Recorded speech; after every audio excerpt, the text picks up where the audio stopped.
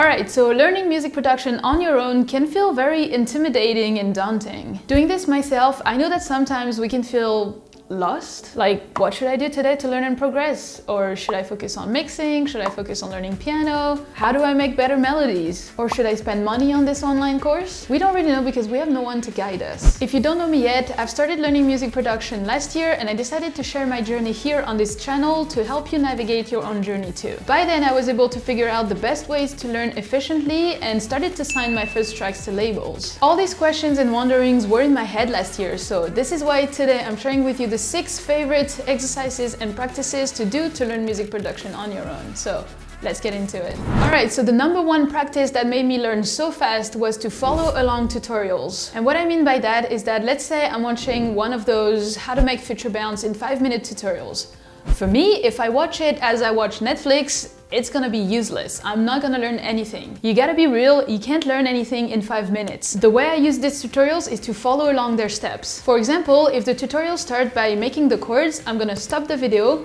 make my own chords, then continue the video. If the next step is that they choose a sound and preset and mix the chords, I stop the video, this is what I'm doing, and then I continue the video. And I basically repeat this until I have my full song. It can take me up to 3 or 4 days to finish a tutorial like this, but this way you really learn and practice. And I particularly do this when I want to learn a new music style because I find that those tutorials are great to practice specific styles, techniques, or general rules for this music genre. Next up, we have making a chord progression and melody every single day. When I was struggling to make melodies, and I still do, I reached out to more experienced producers to ask them how they learned to make better melodies. And in 90% of the case, it was the exact same answer. Just make a melody every single day until they don't suck anymore. Seems easy. So I decided to try it for myself, and what I was doing was to come up with a basic chord progression or take a MIDI chord progression from a MIDI pack and then come up with a melody on top of it. Also, all this was just done using a piano sound. I was really not focusing on anything else than just making a chord progression and a melody. I was also trying to not overthink it and just keep it between 15 and 30 minutes. Obviously, the first ones really sucked. They were really, really bad. But then I started to get better, and this is actually how I came up with the melody for Behind My Eyes, or one of the melody of my upcoming song. Because as you create those chord progression and melody every single day, you kind of create a bank of ideas for yourself. And if one inspires you enough, then you can just turn it into a full song. So that's a double bonus here.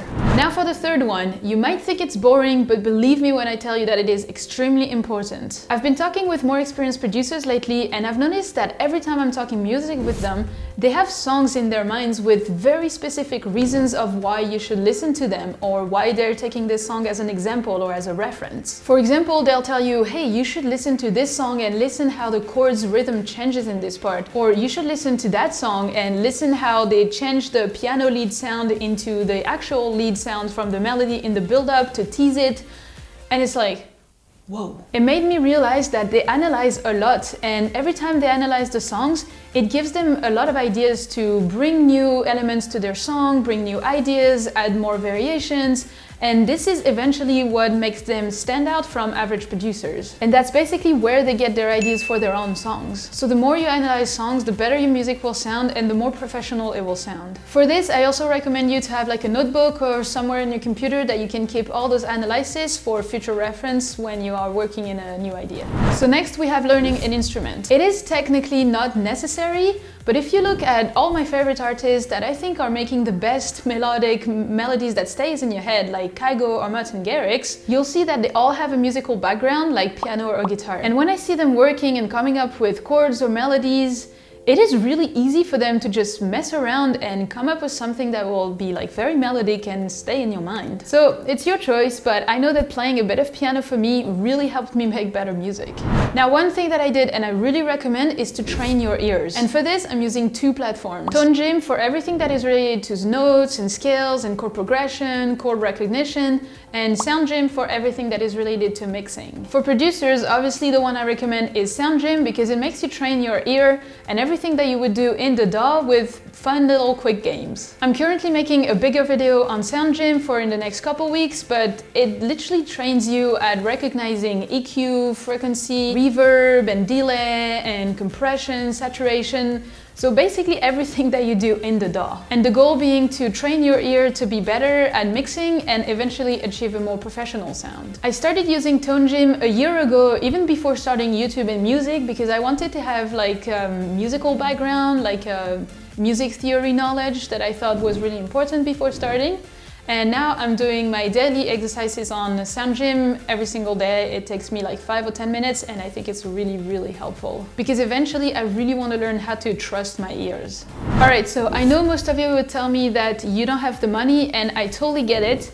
But if you can save up the money or use birthday money for it, I'd say it is 200% worth it. To make it quick, I think that there is just no way that I would have been able to get this level in 1 year of music production without taking online courses. I'll be talking more about the monthly classes because those are the ones that I took, but I really believe in general in taking online courses, as having someone guide you through the process and through the journey is really priceless and skyrocket your skills. I took the one with Kygo and Blanks, and the one with Kygo was basically for music production side and EDM, and the one with Blanks was more for the songwriting and more pop song about it. So this way I was able to cover like all the sides of music, basically. But online courses are also great to keep you accountable and productive. Obviously, do your research first. Ask someone who took the course before you what they think about it and everything, but yeah, for me, online courses was a big part of my learning.